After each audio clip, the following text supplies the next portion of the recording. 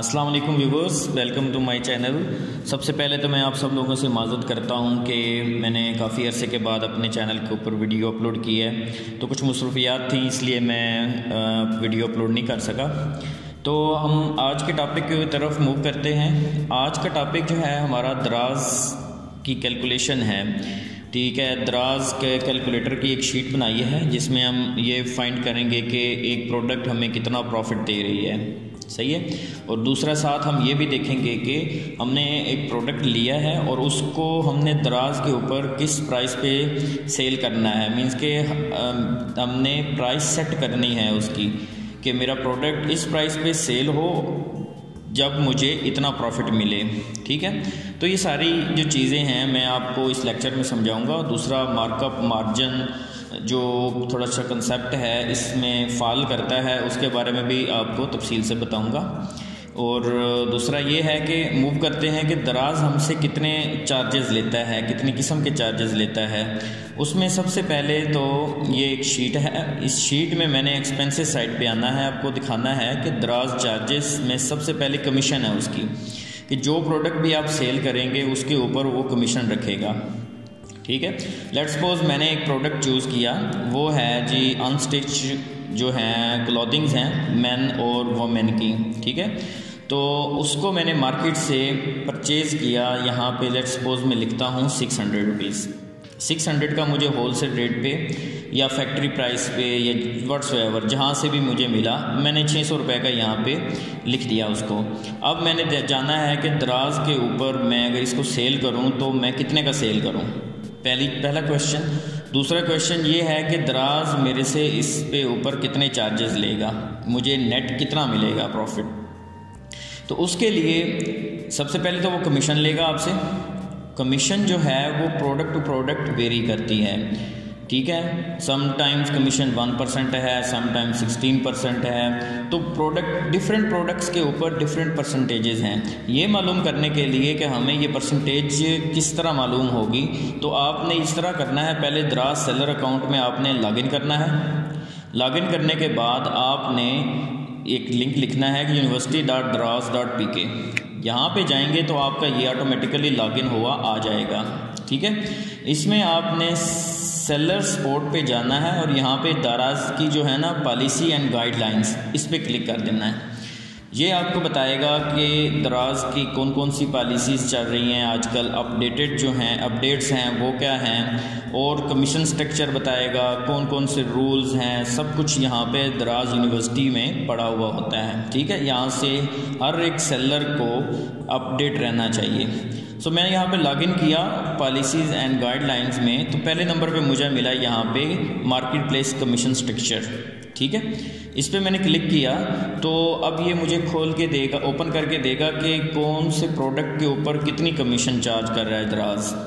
सही है, तो इस कमीशन स्ट्रक्चर को हमने, ये पहला स्टेप है, इसको देखना है ताकि हमें पता चल जाए कि हमने दराज को कितनी % कमीशन देनी है, तब जाके हमने नेक्स्ट स्टेप की तरफ मूव करना है। सो यहाँ पे ये देखेंगे मेन कैटेगरी है। जब आप प्रोडक्ट अपलोड कर रहे होते हैं तो आपसे वो कैटेगरी डिमांड करता है, तो ये वो वाला कॉलम है। सही है, उसके बाद सब कैटेगरी का कॉलम ये है, उसके बाद उसके ऊपर कमीशन उसने लगाई हुई है। ठीक है, अब यहाँ पे लेट्स सपोज जो मैंने सपोज किया है कि मेरा प्रोडक्ट जो है ना वो फैशन में आता है और मैन क्लॉथिंग या वोमेन क्लॉथिंग के ऊपर आता है। ठीक है, ट्रेडिशनल सूट्स हैं, अनस्टिच हैं, तो इसके ऊपर मुझे कमीशन 12% देनी पड़नी है दराज को। ठीक है, इस चीज़ की समझ आ गई आपको, तो 12% मैंने यहाँ पे लिख दिया। अब नेक्स्ट चीज़ होती है जो दराज हमसे चार्ज करता है, वो है उसकी पेमेंट फ़ीस। मींस ये पेमेंट फ़ी वो होती है कि कस्टमर से कलेक्ट करनी है और हमारे अकाउंट में उसने भेजनी है, इसके ऊपर वो चार्जेस लेगा। सही है, तो इसलिए उसके चार्जेस जो हैं ना 1.25% हैं। 100 रुपये के ऊपर 1.25 रुपये हैं। ठीक है, तो 1.25% ये भी हमने यहाँ पे फिगर लिख लिया। आगे मैं बताऊँगा किस तरह कैलकुलेशन होनी है ये। तीसरे नंबर पे वो हमसे लेता है शिपिंग फ़ी।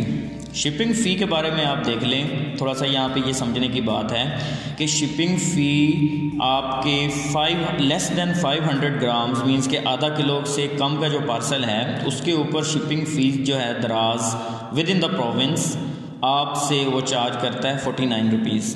अगर थोड़ा सा दूर चलते हैं, एक प्रोविंस से दूसरे प्रोविंस में मूव करेंगे तो वो थोड़ी सी बढ़ा देगा। तो मैं लेट्स सपोज करता हूँ मैक्सिमम टू मिनिमम इन दोनों का एवरेज लेके 100 जो है ना वो एक आम पार्सल आम ऑर्डर के ऊपर फ़ीस जो है वो चार्ज करता है दराज। तो मैंने यहाँ पे 100 रुपीज़ ले लिया। अब यहाँ पे 49 भी लिख सकते हैं और जितनी भी आपकी ऑर्डर के मुताबिक आएगी, क्योंकि ये तो वेरी करेगी ऑर्डर टू ऑर्डर, ठीक है, ये होगी। लेकिन ये ख़र्चा जो है ये आपका ख़र्चा नहीं है, ये बायर ने पे करना है। हमने यहाँ पे इसलिए लिखा है क्योंकि हमने एक कैलकुलेशन करनी है वैल्यू एडेड टैक्स की, उसमें ये हमें हेल्प आउट करेगा, क्योंकि इस फ़ीस के ऊपर 16% हमारा चार्ज है, हमारे चार्जेस हैं, ठीक है। अब हमने यहाँ पे 100 रुपीज़ तो लिख दिया, लेकिन अब नेक्स्ट स्टेप है इन सब के ऊपर, इन सब का टोटल करेंगे हम, यहाँ पे निकलेगा तो उसके ऊपर 16% गवर्नमेंट को टैक्स देने हैं दराज ने, वो हमसे कटौती कर लेगा और आगे गवर्नमेंट में जमा करा देगा। बाद में आप दराज से सर्टिफिकेट भी डिमांड कर सकते हैं। अब ये है कि ये 16% पूरे मुल्क में डिफरेंट रेट्स हैं, ठीक है। अब ये जो इलाके हैं हमारे इस्लामाबाद, गिलगित बल्तिस्तान, आज़ाद जम्मू एंड कश्मीर, इनमें 13% रेट है। जो जिन लोगों का अकाउंट जो है वो इन इलाकों में फॉल करता है वो यहाँ पे 13% लिखेंगे, ठीक है। उसके बाद जो लोग सिंध से बिलोंग करते हैं वो 14% है। समटाइम गवर्नमेंट 13% कर देती है अपने बजट में, समटाइम 14, लेकिन लेटेस्ट अपडेट के मुताबिक 14% है।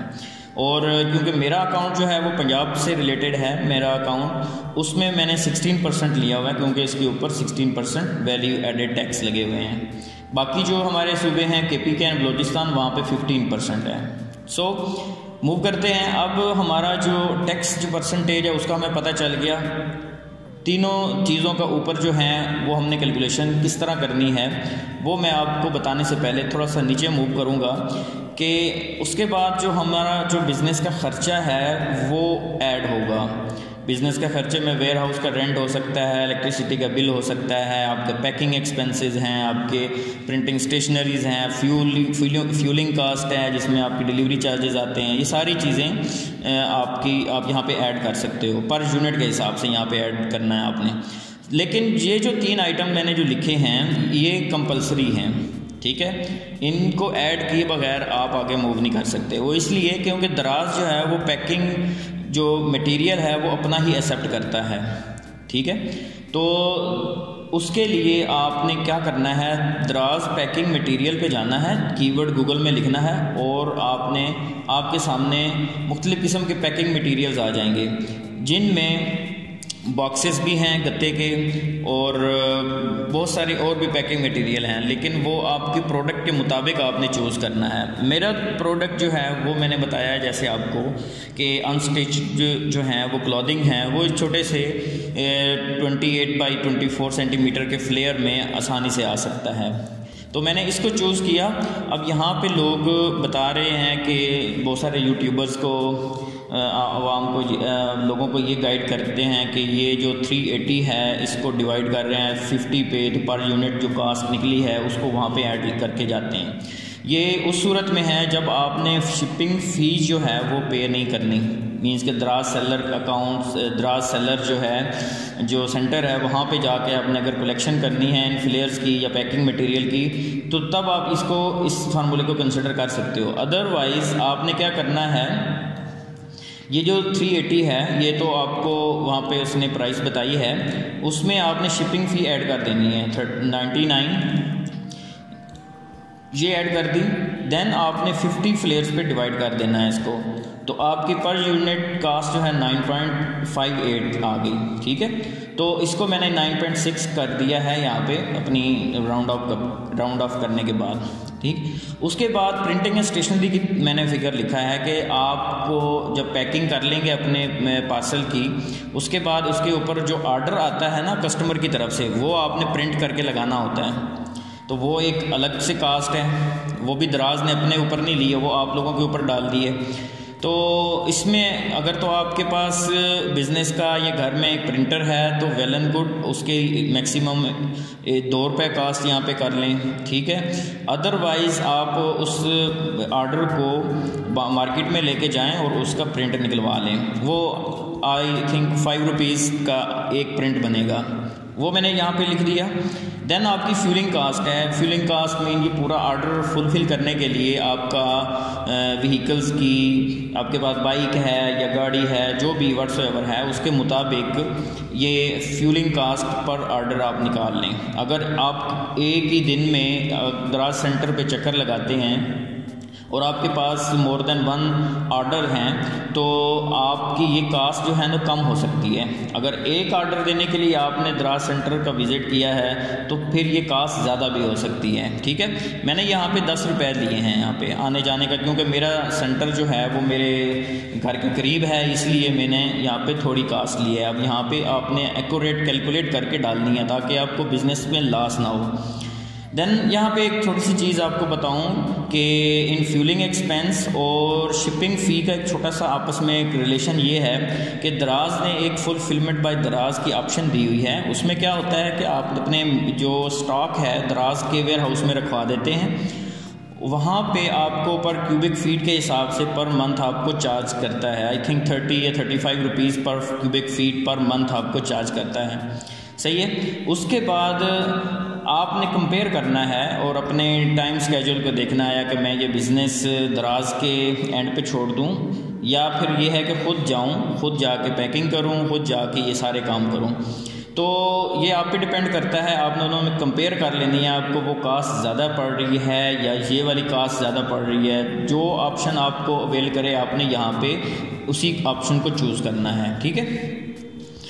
देन ये चीज़ें तो हमारी बिज़नेस के खर्चे हैं। उसके बाद हम मूव करेंगे अपनी प्रोडक्ट की प्राइस की तरफ। लेट्स सपोज हमने प्रोडक्ट जो है वो 600 रुपीज़ का एक यूनिट लिया और इसको हमने दराज की बाइंग साइट के ऊपर इसको सर्च किया, इस कीवर्ड को unstitch clothing for man fashion, तो वहाँ पे मुझे लोगों ने अपने फैब्रिक के मुताबिक मुझे प्राइस मिली कि लोगों ने 1000 रुपये का एक सूट लगाया हुआ है अनस्टिच, ठीक है। जैसे मैं 1000 रुपये का लिखूँगा यहाँ पे तो इसका मतलब ये है कि मेरा ये 600 का बाई किया हुआ ये 1000 में ही सेल होगा, तो उसमें मुझे बचत कितनी होगी, ठीक है। बचत ये होगी कि दराज ने तो अपनी कमीशन काट लेनी है 12% इसके ऊपर, ठीक है।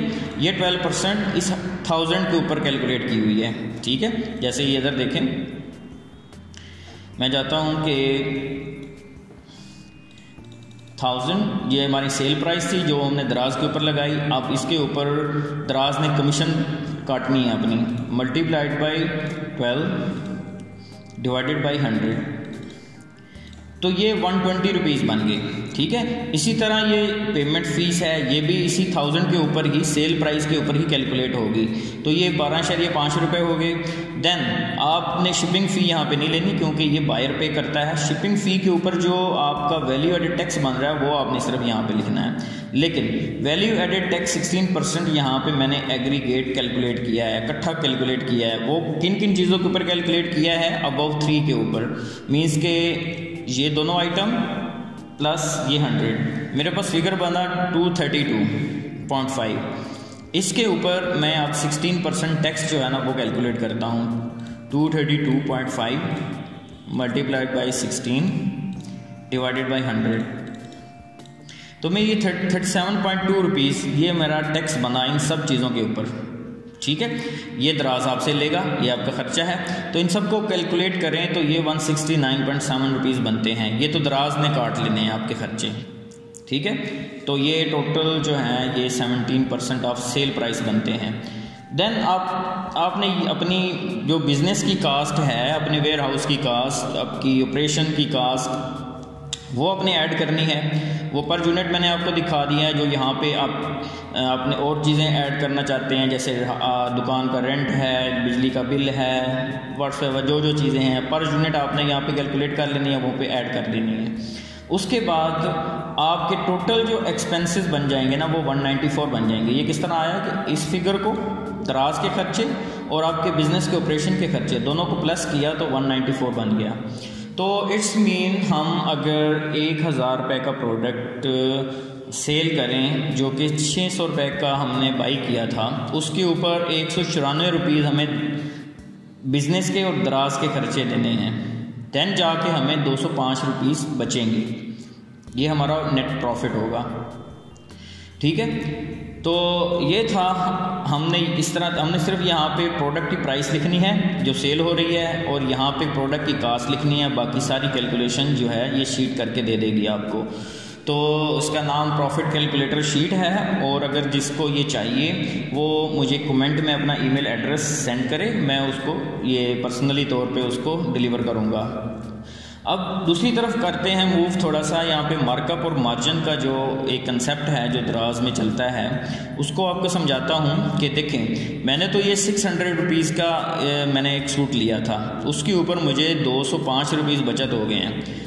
अगर तो मैं ये कैलकुलेट करूँ कि मुझे बचत कितनी हुई है तो मैं ये देखूँगा कि 205 डिवाइडेड बाई 600 मल्टीप्लाइड बाई 100, मुझे तो 34% प्रॉफिट हुआ है इसके ऊपर। लेकिन आपने यहाँ पे 21% क्या लिखा है, ये 21% होता है मार्जिन और ये 34% है ये मार्कअप है इसका नाम। ठीक है, मार्जिन और मार्कअप जो दो कंसेप्ट फाइनेंस के हैं, यहाँ पे मैं थोड़ा सा आपको बताऊंगा, लेकिन आगे जाके कंसेप्ट मैं आपको इसका डिटेल के साथ दूंगा नेक्स्ट लेक्चर में। तो मार्जिन जो होता है वो ऑन सेल होता है, ऑन सेल कैलकुलेट किया जाता है। मार्कअप जो है वो ऑन कास्ट प्राइस के ऊपर कैलकुलेट किया जाता है। जैसे मैंने यहाँ पे 600 लिया था तो इसलिए यहाँ पे कास्ट प्राइस के ऊपर कैलकुलेट करने के बाद 34% रहा मेरा मार्कअप।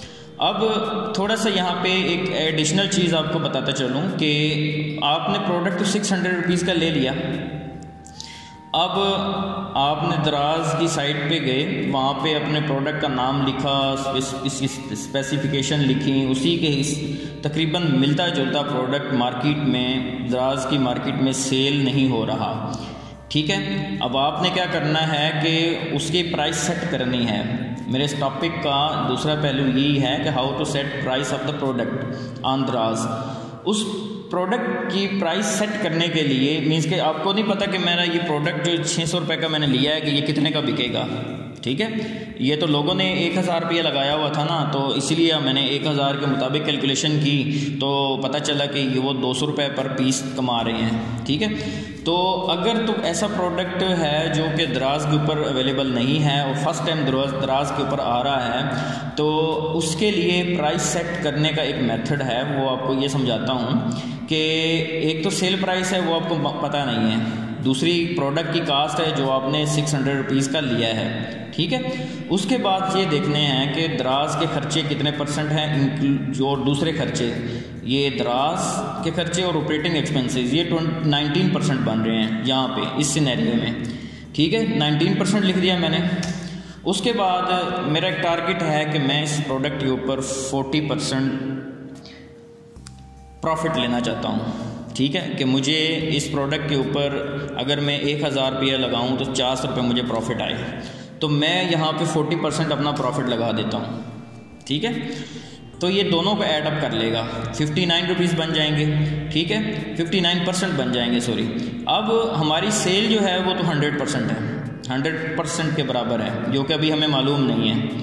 उसके बाद बाकी जो चीज़ें हमें मालूम है वो सिर्फ और सिर्फ प्रोडक्ट की कास्ट मालूम है और हमने जो प्रॉफिट सेट किया है वो मालूम है, और दराज के दूसरे खर्चे जो हैं वो मालूम है। ये दोनों मिल मिला के 59% बन गया। अब हमारे पास सिर्फ और सिर्फ दो फिगर्स हैं, 100% और 59%। तीसरी फिगर है हमारे पास कास्ट की फिगर। तो सेल प्राइस निकालने के लिए आपको ये कंसेप्ट समझना पड़ेगा कि sale is equal to, always equal to profit plus cost. ठीक है, ये प्रॉफिट हो गया और ये प्लस कास्ट हो गई, प्लस ये 19% जो खर्चे लिखे हैं मैंने इसको for the time being profit margin में ही ऐड अप कर दिए हैं। ठीक है, सो ये कंसेप्ट आपने ज़रूर दिमाग में रखना है कि sale is equal to profit plus cost means के 100% इज इक्वल टू 40% प्लस 60%, ठीक है। सो अब इस तरफ हम मूव करते हैं कि हमने प्राइस जो सेट करनी है दराज के ऊपर वो कितनी होनी चाहिए, ठीक है। तो उसके लिए मैं आपको एक फार्मूला समझाता हूँ, वो ये है कि जो चीज़ आपने मालूम करनी है ना यहाँ पे, ठीक है, उसको आपने मल्टीप्लाई कर देना है उसकी परसेंटेज को। मीन्स कि हमारे पास जो अवेलेबल फिगर है वो 600 है और हमने मालूम कितनी परसेंट करना है, 100% करना है, मल्टीप्लाइड बाय 100, ठीक है, डिवाइडेड बाई आपको जो अवेलेबल है वो 600 रुपीज़ हैं, लेकिन हमने इसका परसेंटेज लेना है। वो परसेंटेज कैसे निकलेगा, वो इस तरह आएगा कि ये 100 जो हमने मालूम करना है माइनस ये जो गिवन है दोनों फिगर्स, तो ये आपके सामने आ जाएगा, कास्ट की परसेंटेज आ जाएगी, 41% उसकी कास्ट है, ठीक है। तो ये चीज़ है कि डिवाइडेड बाई 41 कर दूंगा मैं, जो कि हमें गिवन है उसकी परसेंटेज। सो ये निकलेगा 1463। अब ये प्राइस है जो कि हमें बता रही है कि अगर आप इस प्रोडक्ट को 1463 पे सेल करेंगे तब जाके आपको जो प्रॉफिट है ना वो 40% मिलेगा, ठीक है। ये नेट प्रॉफिट मार्जिन की बात कर रहा हूँ, सही है। अब देखें इधर कैलकुलेशन करते हैं, मैं यही प्राइस, ये सेल प्राइस जो मैंने सेट की है, इसको मैं अगर यहाँ पे लिखूँ तो सेल कास्ट मेरी वही 600 रही। उसके बाद जो दराज के खर्चे हैं ये थोड़े वेरी कर गए हैं, ये देखें यहाँ पे 120 था, वहाँ पे 175 आ गया है। क्यों? क्योंकि ये जो है ना, जितनी सेल प्राइस इंक्रीज़ करते जाएंगे उतनी ही आपके ये जो दोनों खर्चे हैं ना, कमीशन और पेमेंट्स फी, ये बढ़ते जाएंगे, ठीक है। लेकिन इनकी परसेंटेज वो सेम ही रहेगी, 13.25 जो है ना वो इसकी परसेंटेज सेम रहेगी। लेकिन पहले 1000 सेल प्राइस थी तो तब ये डिफरेंट फिगर्स थे, अब सेल प्राइस इंक्रीज़ कर गई है तो इनके फिगर्स भी इंक्रीज़ कर गए हैं, ठीक है। सो कांस्टेंट रहेगी तो हमारी दूसरी कास्ट जो हैं वो कांस्टेंट रहेंगी, ठीक है। इसके ऊपर इसी तरह वैल्यू एडेड टैक्स भी है, वो भी कैलकुलेट हो गए। वो उसने किस तरह कैलकुलेट किए, इन दोनों फिगर्स को प्लस किया, प्लस 100 कर दिया जो शिपिंग फ़ीस थी उसकी, 293.9 के ऊपर 16% अप्लाई करें तो 47 ही बनता है, ठीक है। उसके बाद ये सारा अगर हमने सेल प्राइस इतनी सेट की है अपने प्रोडक्ट की, उसके ऊपर हमें ये 41% प्रॉफिट मिल रहा है। मैंने सेट 40 किया था लेकिन 41 क्यों आ गया, वो इसलिए आ गया क्योंकि आपकी जो कमीशन और पेमेंट फ़ी की अमाउंट्स हैं ये इंक्रीज़ कर गई हैं, ठीक है। इसी वजह से हमारी जो है ना वो इसकी चेंजिंग आई है 1%, ठीक है। तो ये था हमारा आज का लेक्चर। इसमें उम्मीद करता हूँ ये काफ़ी सारी चीज़ें आपको क्लियर हो गई होंगी। एक तो यहाँ पे दो कंसेप्ट हैं, एक तो प्राइस अवेलेबल है मार्केट में और आपने प्रोडक्ट ख़रीदा है, उसके साथ कंपेयर करके आप निकाल सकते हैं कि कितना मुझे इस प्रोडक्ट के ऊपर बचत हो सकती है।